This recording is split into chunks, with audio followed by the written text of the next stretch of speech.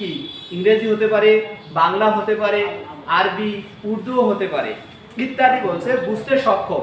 তাহলে তাকে তুমি যে ভাষায় প্রশ্ন করো না কেন সে সেই ভাষায় কি করবে, অ্যানসার করবে। তাকে যদি তুমি ইংলিশে প্রশ্ন করো, হাউ আর ইউ, তুমি কেমন আছো, সে বলবে I am fine, and you, তুমি কেমন আছো। তাহলে আমরা যদি বাংলায় প্রশ্ন করি যে আপনি কেমন আছেন, সে বলবে আমি ভালো আছি, আপনি কেমন আছেন। তাহলে যখন আমরা যে ভার্সনে সে তাকে কথা বলবো বা যে ভাষায় কথা বলবো সে সে ভাষায় কি করবে, অ্যানসার করবে। এটাকে বলা হয় ন্যাচারাল ল্যাঙ্গুয়েজ প্রসেসিং। ন্যাচারাল কি ল্যাঙ্গুয়েজ প্রসেসিং। ন্যাচারাল মানে হচ্ছে স্বাভাবিক, ল্যাঙ্গুয়েজ মানে হচ্ছে কি ভাষা, প্রসেসিং মানে কি করা, প্রক্রিয়াকরণ করা। সে আমাদের ভাষা সে বুঝবে, আমাদের ভাষায় সে কি করবে, অ্যানসারটা দিয়ে দেবে, মানে উত্তরটা দিয়ে দেবে। এরপরে বলছে স্পিচ রিকগনিশন। স্পিচ কি রিকগনিশন। স্পিচ রিকগনিশন হলো এমন একটি প্রযুক্তি যা একটি মেশিনকে কথা কথ্য ভাষা বুঝতে এবং মেশিন পঠনযোগ্য ফরম্যাট অনুবাদ করতে সক্ষম করে। এর দুটি উপক্ষেত্র হলো টেক্সট টু স্পিচ এবং স্পিচ টু টেক্সট। আচ্ছা, কথাটা কি বুঝছো? Text to speech, speech to text. অর্থাৎ এটা কোন এ থাকলো যে স্পিচ রিকগনিশন, মানে স্পিচ মানে কি বক্তৃতা, কথ্য বা কথাগুলা। তাহলে আমরা এখন বলি যে মোবাইলের আমরা যখন কিবোর্ডে টাচ করি, কিবোর্ডে আমরা হাত দিয়ে লিখতে পারি, বর্ণগুলো লিখি না, লিখে বলি যে আমাকে এটা তুমি খুঁজে দাও, সে সুন্দর করে খুঁজে দিল, তাই না? এখন তুমি যদি না লিখে ওর যে শুনতে পারে সে ভয়েসটাতে ক্লিক করে তাকে যদি বলো যে এটা আমাকে এনে দাও, সে সাথে সাথে কি করে সার্চ বারে লেখে না? অর্থাৎ আমরা মুখে বলেও কি করতে পারি, সার্চ করতে পারি। তাহলে লিখেও সার্চ করতে পারি, মুখে বলেও কি করতে পারি, সার্চ করতে পারি। তাহলে এটা হচ্ছে কি speech to text. Speech to কি টেক্সট, আর টেক্সট টু কি স্পিচ। যখন তুমি স্পিচ করবা সে টেক্সট নিয়ে নেবে, হ্যাঁ। যখন তুমি কথা বলো তখন সে কথাগুলোকে বর্ণে পরিবর্তন করবে, ঠিক আছে? সে তখন তোমাকে খুঁজে দেবে। আর যদি তুমি লিখে তাকে দিয়ে দাও, সে সেটাকে কি কি করবে, স্পিচ হিসেবে নিয়ে নেবে, নিয়ে তোমাকে কি করবে, তার ফলাফলটা দিয়ে দেবে। এটাকে কি বলে, স্পিচ রিকগনিশন। স্পিচ তাহলে স্পিচ রিকগনিশনে কি কি থাকতে পারে, text to speech, speech to text, এটা তোমরা সবাই জানো। এরপরে হচ্ছে কম্পিউটার ভিশন। দেখো ভিশন মানে কি বলো দেখি, ভিশন, হ্যাঁ, সৃষ্টি, দৃষ্টি। ভিশন মানে কি দৃষ্টি। তাহলে ভিশন দুই প্রকার, এটি হলো মেশিন ভিশন এবং অপরটি হলো ইমেজ প্রসেসিং। মেশিন ভিশন একটি কম্পিউটার ভিশন অ্যাপ্লিকেশন যা কোনো মেশিনকে বিভিন্ন অবজেক্টকে শনাক্ত করতে সক্ষম করে। এক বা একাধিক ভিডিও, ক্যামেরা, অ্যানালগ থেকে ডিজিটাল কনভারসেশন। তো কনভারসেশন মানে কি, কথোপকথন। কনভারসেশন মানে কি, মানে আলাপ আলোচনা করা, একে অপরের সহিত কি করা, কনভারসেশন করা, মানে আলাপ আলোচনা করা। এবং ডিজিটাল সিগন্যাল প্রসেসিং ব্যবহার করে মেশিন ভীষণ ভিজুয়াল তথ্য ক্যাপচার ও বিশ্লেষণ করে। ক্যাপচার, কোনো কিছু একটা ক্যাপচার করে না, দেখো। অন্যদিকে ইমেজ প্রসেসিং বলতে বোঝায় ডিজিটাল কোনো ইমেজের ওপর নানান রকম ম্যাথমেটিক্যাল অপারেশন চালিয়ে সেই ইমেজ বা ফ্রেমের নানান রকমের বৈশিষ্ট্য, গুণাগুণ বের করে আনা এবং সেগুলোকে ব্যবহার করে কাঙ্ক্ষিত ফলাফল লাভের চেষ্টা করা। মনে করো তুমি 20 বছর আগে হারিয়ে গিয়েছো, ঠিক আছে? তুমি 20 বছর আগে কেমন ছিলা? অবশ্যই ছোট ছিলা। বা 5 বছর আগে হারিয়ে গেছো, তাহলে 5 বছরে তোমার গ্রামের বা তোমার বাবা মা তোমাকে চিনতে পারতেছে না, পারবে? এখন তোমার ওই সময়ের একটা ছবি নেওয়া হলো এবং এখনকার একটা ছবি নেওয়া হলো, নিয়ে তোমাকে এই দুইটা ছবি সম্পর্কে কি করা হচ্ছে, রিয়েলাইজ করা হচ্ছে। দুটো ইমেজে কি করা হচ্ছে, প্রসেসিং করা হচ্ছে, হয়ে দুটো ইমেজের যেগুলো আমাদের কাছে কি হবে, হ্যাঁ, মিলে যাবে যে তথ্যগুলো, তারপরে আমরা ডিসিশন নেব এটা কি আছে, আগে যে যেমন ছিল এখনকার তার কি হচ্ছে, অনেক ইয়ার সাথে কি আছে, মিল রয়েছে, অতএব এ হচ্ছে সেই, তাই না? এভাবে আমরা কি করতে পারি, ইমেজ দিয়েও তাকে কি করতে পারি, শনাক্ত করতে পারি, তাই না?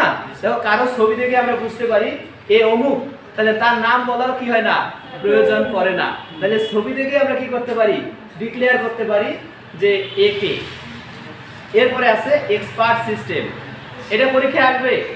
এক্সপার্ট সিস্টেম কি, ইতিপূর্বেও কিন্তু এসেছিল ক নাম্বার প্রশ্নে, যে এআই এর ব্যবহৃত বুদ্ধিভিত্তিক বিজ্ঞানের ক্ষেত্রগুলোর মধ্যে বর্তমানে সবচাইতে জনপ্রিয় হলো এক্সপার্ট সিস্টেম। তাহলে এআই এর বুদ্ধিভিত্তিক বিজ্ঞানের সবচেয়ে ক্ষেত্রগুলোর মধ্যে সবচাইতে একটা জনপ্রিয় সিস্টেমের নাম কি? Expert system. তাহলে এক্সপার্ট সিস্টেম কাকে বলে? এক্সপার্ট সিস্টেম হলো একটি প্যাকেজ সফটওয়্যার। কেমন সফটওয়্যার?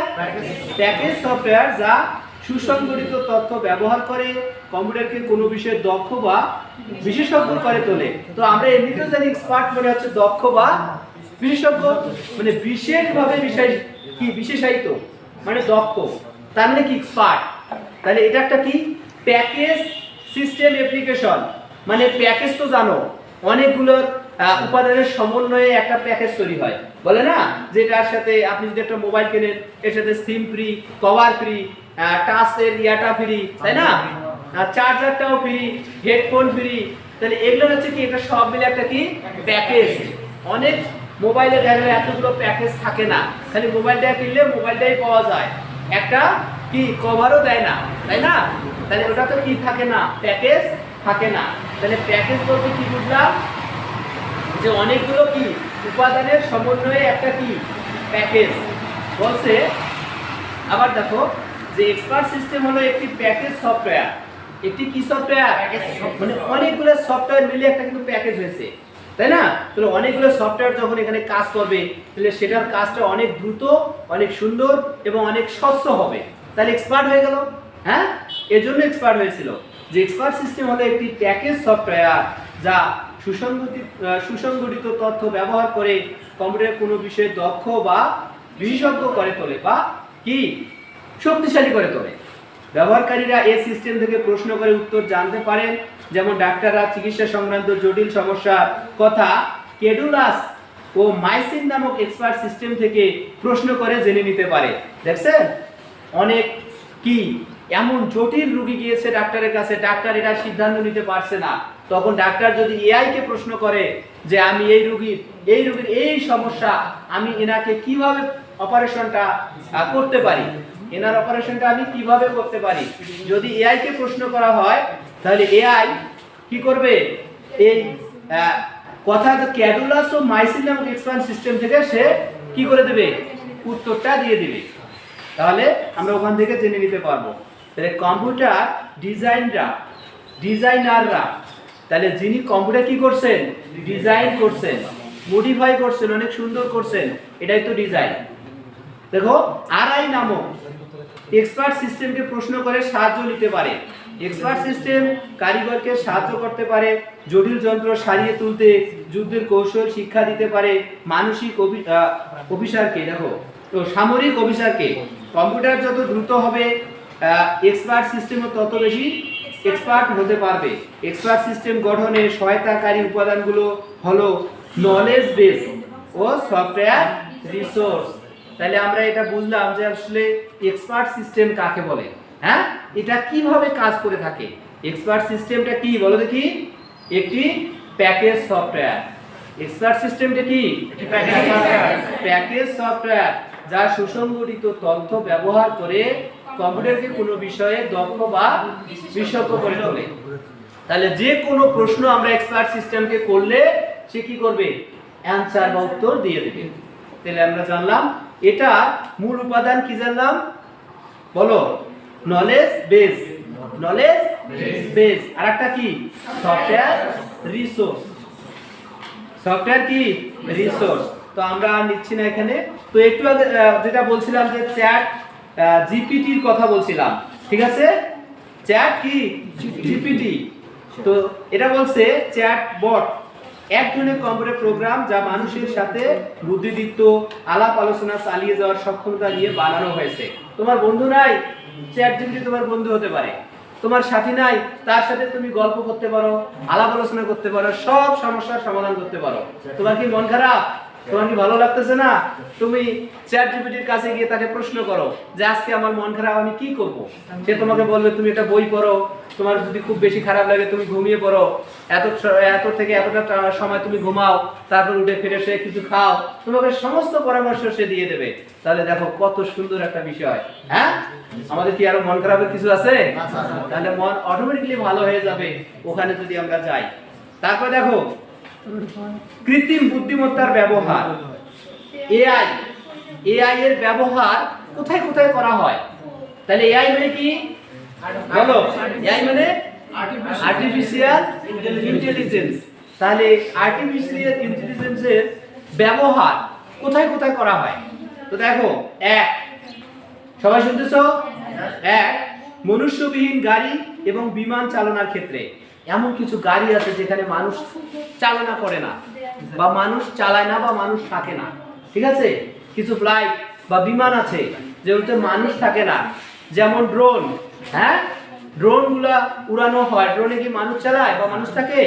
মানুষ ছাড়াই ড্রোন উঠতে পারে বা মানুষ নিয়েও উঠতে পারে। তাহলে সবভাবে এভাবে কাজ করা যেতে পারে। এটা হচ্ছে কৃত্রিম বুদ্ধিমত্তার ব্যবহার।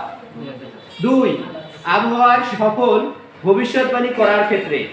আজকে আবহাওয়া খারাপ, আগামীকাল বৃষ্টি হবে কিনা এটারও ভবিষ্যৎবাণী সে সুন্দর করে দিতে পারে, কারণ সে মেঘগুলোকে বিশ্লেষণ করে, আকাশকে পর্যবেক্ষণ করে, সাগর মহাসাগরকে বিশ্লেষণ করে আগামীকালের আবহাওয়ার পূর্বাভাস সে দিতে পারে। এটা আমরা জানতে পারি কোন প্রযুক্তির সাহায্যে?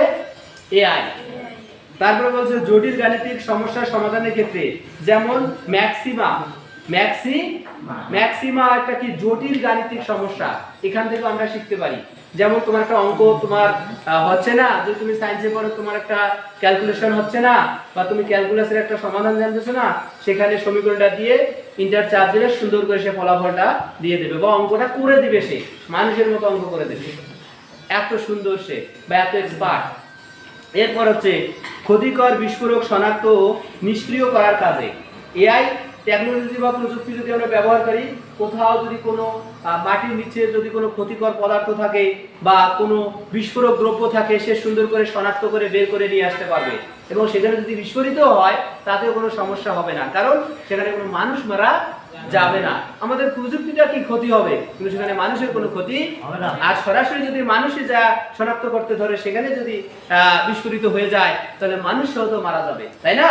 তাহলে মানুষ ছাড়া আমরা এআই প্রযুক্তির সাহায্যে এগুলোকে কি করতে পারি? শনাক্ত করতে পারি। এরপরে বলছে চিকিৎসার ক্ষেত্রে, যেমন মাইসিন। তাহলে মাইসিনও চিকিৎসা করানো হয় কোথায়? এআই প্রযুক্তিতে। বলছে কাস্টমার সার্ভিস প্রদানে।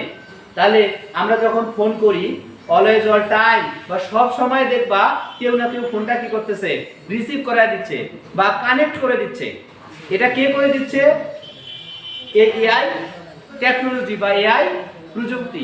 যদি এতগুলো মানুষ, অর্থাৎ পৃথিবীর সমস্ত মানুষ যদি একসাথে কল দেয় সবাইকে, তারপরেও কল প্রবেশ করানো সম্ভব, কারণ সেখানে কি ব্যবহার করা আছে?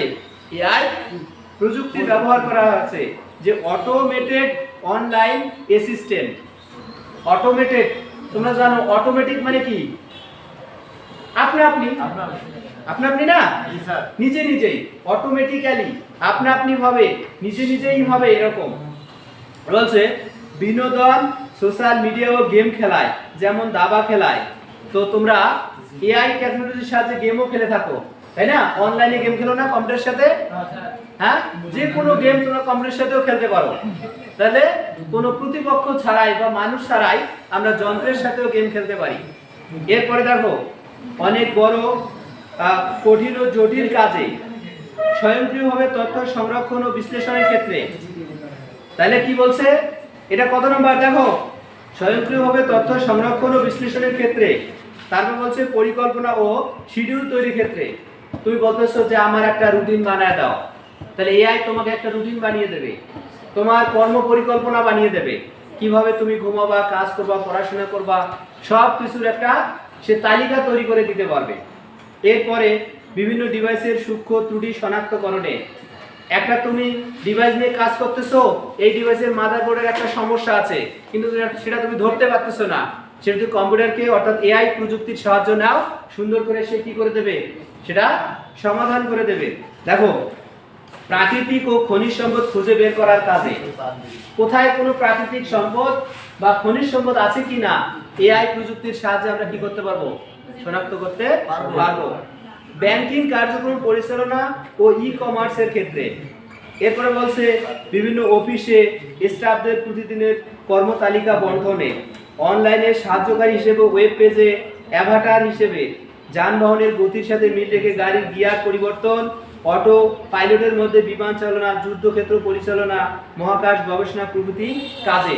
অর্থাৎ আমাদের পাইলট যখন বিমান পরিচালনা করেন তখন অটোমেটিকলি তার হতে পারে ঘুম ধরতে পারে বা কোনো একটা নিয়ন্ত্রণের ভুল হয়ে যেতে পারে, ঠিক আছে?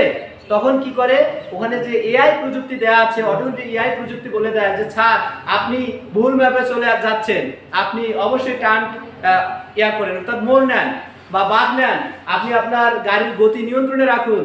গাড়ির গতি নিয়ন্ত্রণে রাখার দেখা গেল যে 50 রাখতে হবে, সে 60 করে ফেলছে, বলবে সিগন্যাল আসবে যে স্যার আপনি গাড়ির গতি বাড়িয়ে দিয়েছেন, আপনি কমিয়ে দিন, 50 রাখুন, 50 রাখুন, না হলে দুর্ঘটনা ঘটতে পারে। তো এরকম সিগন্যাল অলওয়েজ অল টাইম চলে আসবে, তখন উনি কি করবে, আবার সুন্দর করে ঠিক করে নেবে, ঠিক আছে? দেখো যদি সে খুব এক্সপার্টও না হয়, তারপরেও কি এআই প্রযুক্তি